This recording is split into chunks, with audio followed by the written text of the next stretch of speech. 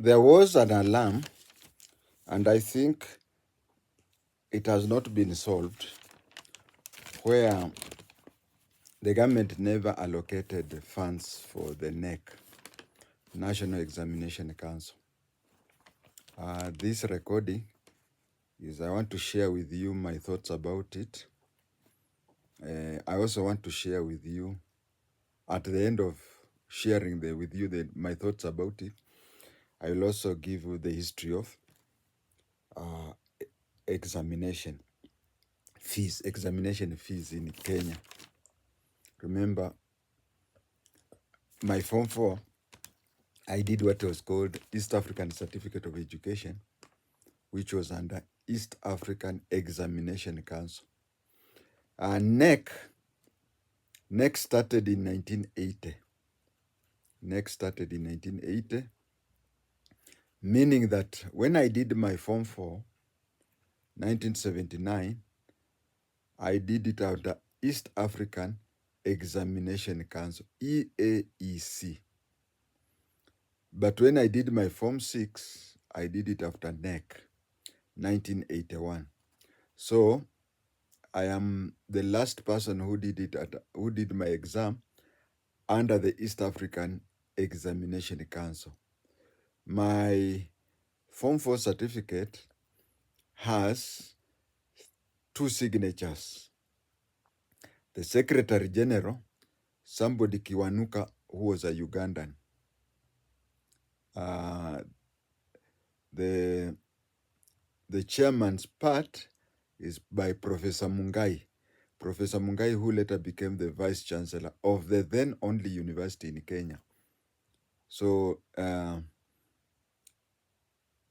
during the East African Examination Council, we used to have the certificate would be signed by people from different countries. Since there are 2 signatures, in my certificate there was no Tanzanian signature. It's only Kiwanuka from Uganda and Mungai. Mungai is very known. Mungai is the person who started Chiromo. Yeah, he started Chiromo. And he even says that he carried dead bodies from Kampala to Nairobi for students to study. Sorry to talk about it.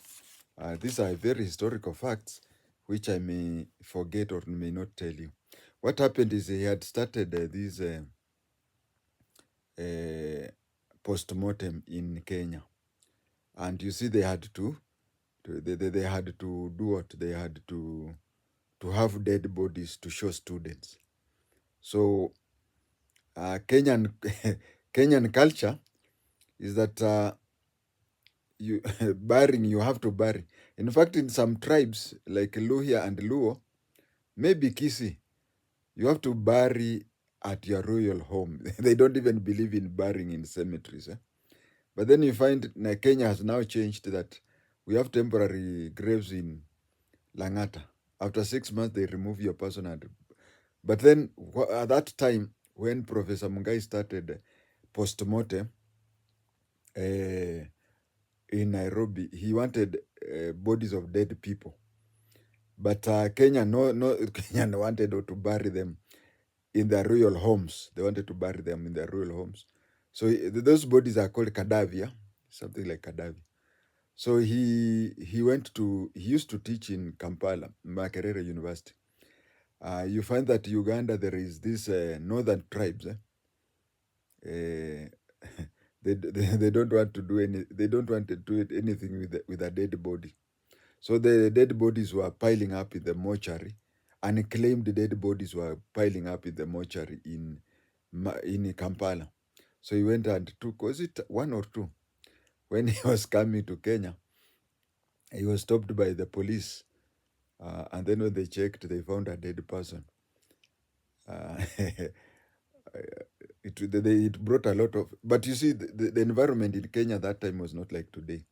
If it is today, you'll be placed in the cells. And I think in Kenya today, if you have to walk around with a dead body, you have to have papers or something. So that Professor Mungai was, and somebody Kiwanuka are the people who signed my certificate of East African Examination Council. And then in 1980, those who did Form 4 and Form 6 in 1980, they did it under NEC. So the first NEC exam was the last East African Certificate of Education, 1979. The first NEC, 1980. So in Form 6, I did NEC. In Form 4, I did East African Examination Council. That is part of history. I will also talk about history later, but let me start off with today's topic so that at the end of it, we talk about history. They say that when you start talking about the past most of your time, it means that it means something. They say young people talk about tomorrow, old people talk about yesterday. The purported forgetting to include in the NEC fees for CAPSEA, Kenya Junior Secondary Examination Assessment, and etc. Led to a certain worry. You see, the non-inclusion, and then people are being told, don't worry, don't worry. It brings about some worries. It is obvious that Ruto would love such a scenario. The way I understand our president is that the president would love such a scenario so that he can come out publicly and correct the wrong. Yet Kenyans will thank him. You see, somebody excluded that. He told, don't worry, don't worry. It will reach a time the president will publicly tell people, I have ordered that the amount that is required be given to NEC, and people will come and cheer him for saving people. I will talk to you about Kenya bus pickpocket in 1980. That thing has reminded me the situation that there was no money for examination. People are complaining. The president will come out, solve the problem. We will go out and cheer him for being a student-loving president. That one reminds me of pickpocket in the 80s. You see, before Michuki came, people, when you want to board a bus, people would scramble, would whatever. The buses were few and whatever, so people would struggle to get into the bus.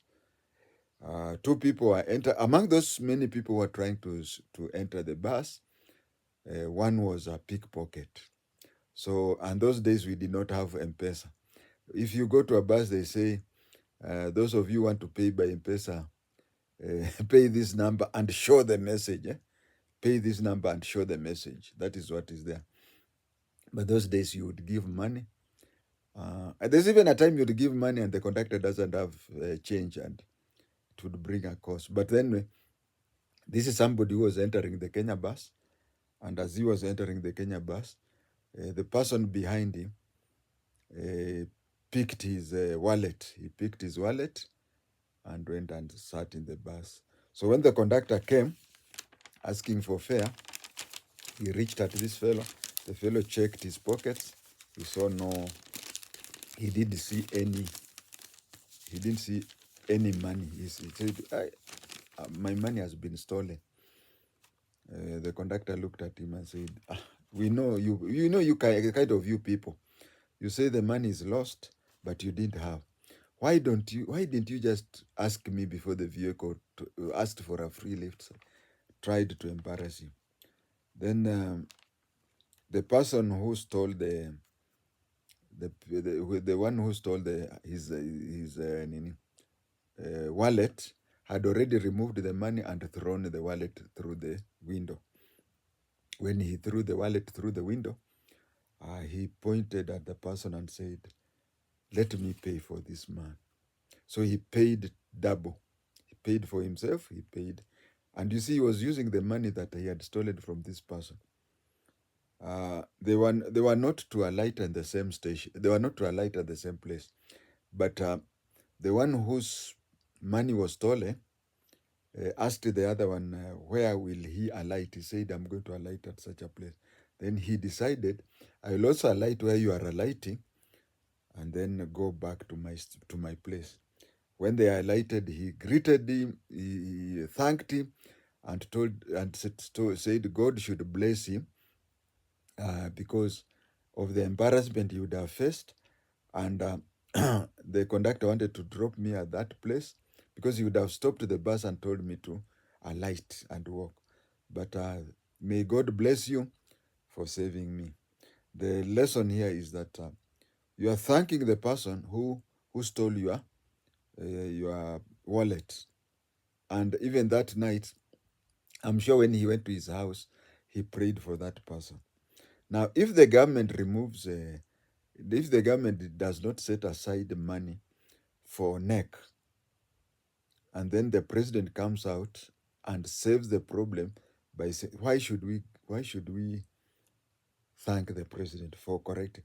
The president should be thanked for coming up with new ideas that puts not in a problem where officials from his government created that problem.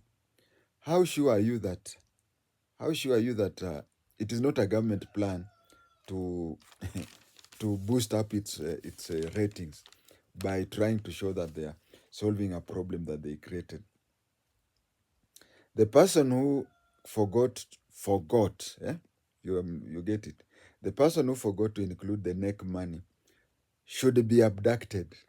Yeah, I really advise that he should be abducted, as he has done more damages than a million boys who had put the president's image in a coffee. This is those Subaru people who are abducting people. Somebody should talk to Haji. Somebody should talk to Haji and tell him that is the person who should be abducted, and not those kids who had put the president in the coffee. Actually, I'm liking the new kids on the block because the AI they are using is better. But I don't want to forget the story. I want to say that that person who forgot should be he should be abducted, because he is worse off than a million boys who put the image of the president in a funeral procession. The effects on the students, teachers, parents, and guardians is very big. Remember, when we come to teachers, parents, and guardians, we have people there who have high sugar level. They had high blood pressure, and so on and so forth. So even if you solve it tomorrow by allocating money, which you see, you are just correcting a problem that you created. But you see, there are three people here. We have teachers, we have parents, and we have guardians. Some have high blood pressure and high sugar level. So you find that such a thing may affect that forever. I want to tell the president one thing, especially utilizing that what many people believe that I'm a pro-Ruto. So maybe I have to utilize that opportunity by telling the president that if you have a hole, you want to fill it. If you dig another hole to fill the first hole, an ordinary person would tell you, no. You'll have filled in the old hole, but there will still be a new hole. No, it's not that way. If you dig a hole to fill a hole, you'll find that the old hole will be 3/4 full. It will be 3/4 full. But the new hole will be, so you'll find that you'll have more space. You'll have more space than what you did. Please, I beg you, don't do things for the purpose of public perception. I know when the president talks in public, whatever the president talks in public, President Ruto, is meant to end at the rally. But the technology is so funny because you talk of things, that very second, the people in Australia are monitoring you. So the president, one thing I should advise the president is these public pronouncements, especially those ones which he just talks on public and nitanunua mashini ya kutengeneza chapati milioni moja. Talk things that are presidential. That is what I would say. I would also say that he appears to me like the KBS fellow, the KBS fellow who placed the other one in problems, and then I'm sure that night the other one who even in his closing prayer he prayed for the person who paid his fee, his fare, and and the person who paid his fare is the one who placed him that problem, and the person who paid his fare is the same person who has made him survive. Those days we didn't have bank account, we didn't have M-Pesa, we didn't have, all your money used to be in your pocket. So if you spend 30 minutes after earning and somebody steals your wallet, you'll spend 30 days borrowing money and so on. So he prayed for the person who has made him be broke for up to 30 days. Please, Mr. President, don't be like that KBS person. Ruto came up with a magic answer to the university funding. What came out of it? Let us talk of it now, because he came up with a magic word. Hey, this system we have started, it will solve every problem for every student.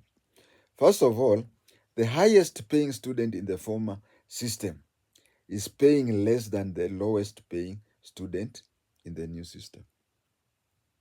The highest paying student in the old model is paying less than the lowest paying.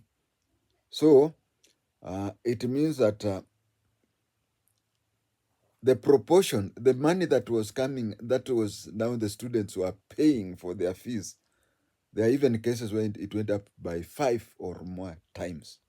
But you see, previously, which I'm saying that students used to pay less, previously students would call for harambes to pay for the little money that they pay.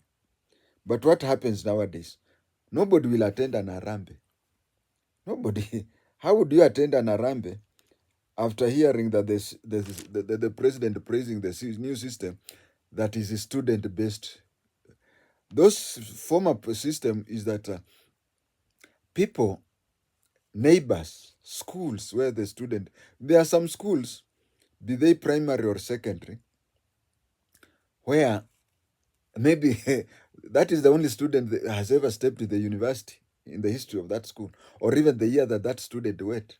So the school would come up and say, we can't leave our pioneer student or our only student in the university to lack fees. So they would come down, do a rarambe, and make sure that the student completes the university because of it being associated with that school. But who will attend an harambe of a student where none other than the head of state has publicly told people that we have come up with a magic bullet. This one will kwanza watoto wa maskini ndio watashughulikiwa zaidi. My question here, I hope I would I hope I would have access to the president. People say you talk for the president, you do whatever. Well, Mr. President, why can't you just go back to the people and face them and tell them, this is what we had, the reality is this, the reality is that. And just like Archbishop Olesepi told you, just say that before I took over, I thought it would be this way and whatever, but realities have come. Because if we go to the realities of university funding, and even school capitation. The question is very simple. In fact, if you talk to university administrators, they would wish that students we revert to the old system of university entry, whereby if you get a C plus, you are entitled to go to university on parallel. But for you to go to the university, you have to go there with a B plain and above.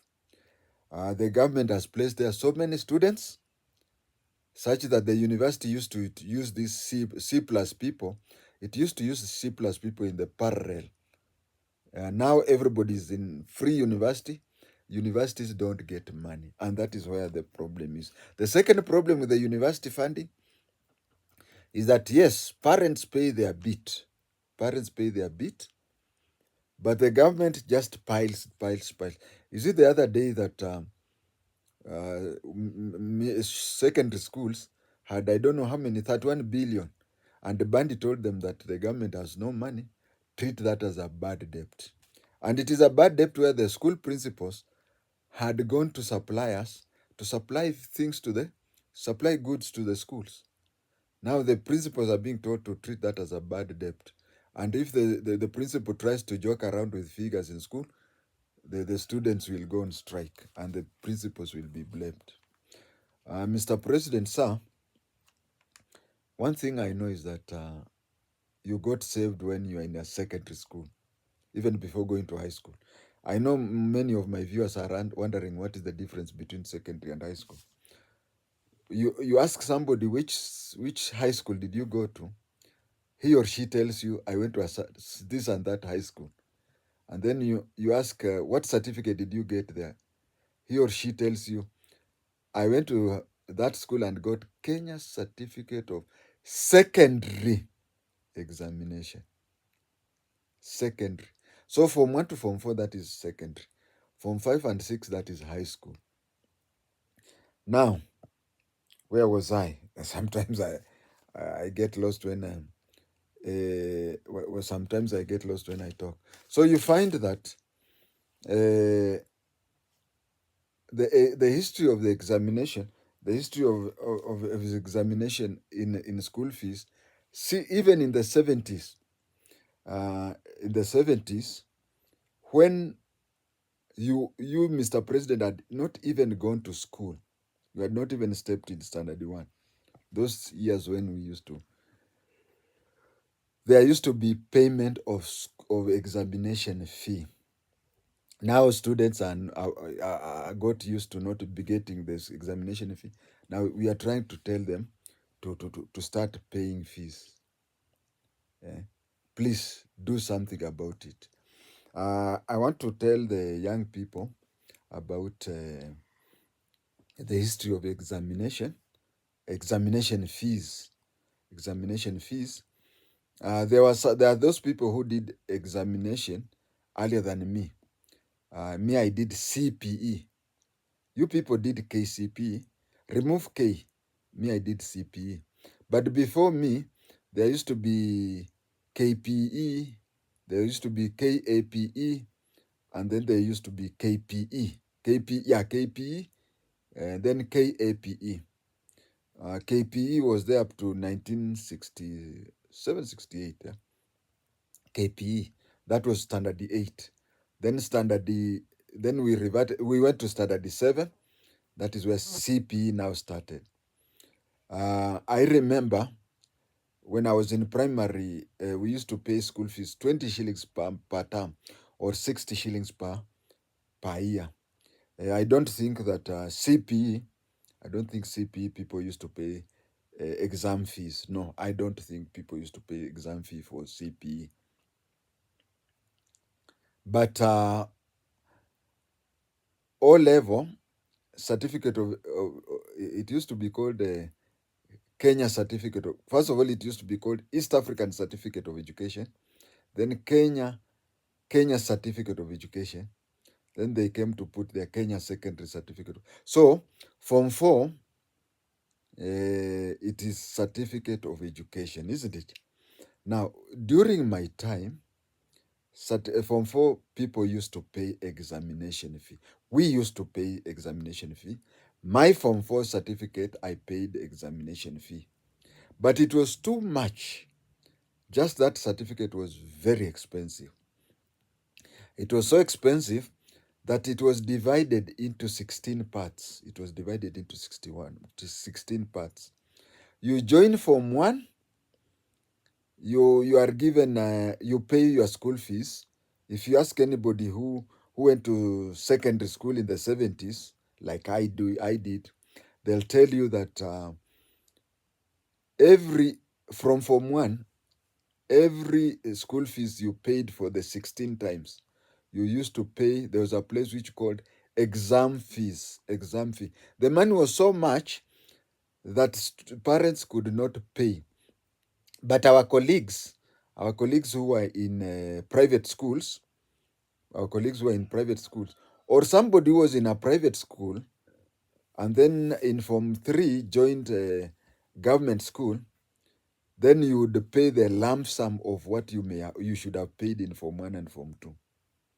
So what used to happen is that they divided the examination fee 16 times. Form 1 term 1, you pay, you see your school receipt where you pay your school fees. It is written exam fee.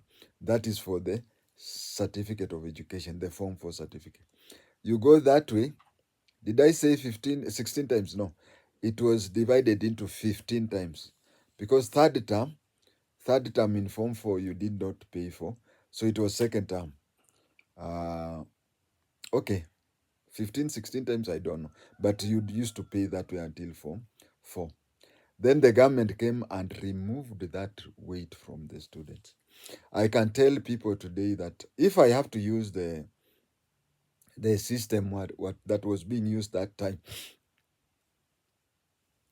the system that was being used that time, it is equivalent to is it 2 terms fees, 2 terms day school fee. How many students can afford that? How many students can afford? And then, Mr. President, sir, bear in mind that examinations nowadays is cheaper than those days. Why am I saying cheaper? Because you see the the CBE, the CBE is they call it KAPSEA, Kenya Primary School Education Assessment. It is not like something that is done in one day. It is not like something that is done in one day. Of course, the last day, there is an exam which may account for, is it 30 or 40% or whatever?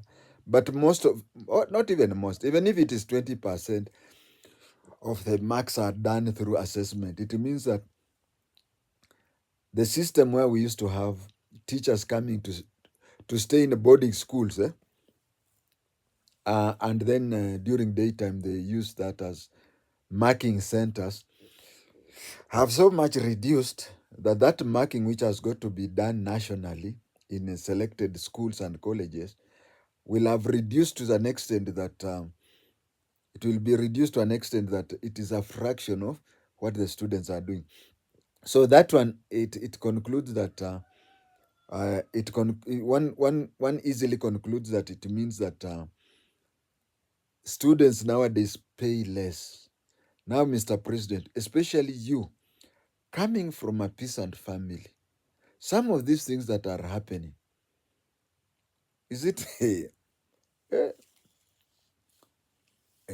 okay? I don't know what example to give, but after I left the police force, I came to realize something in life. That people who grew up in a poor family, and when they wakiomoka, I don't know what to use in English, wakiomoka, the first people they block are people from, we expect them to be understanding of what people from poor families happen, but no, they do know. They just tell other people, kama mimi niliweza, pia nyinyi mtaweza. They never assist other poor people like you are doing.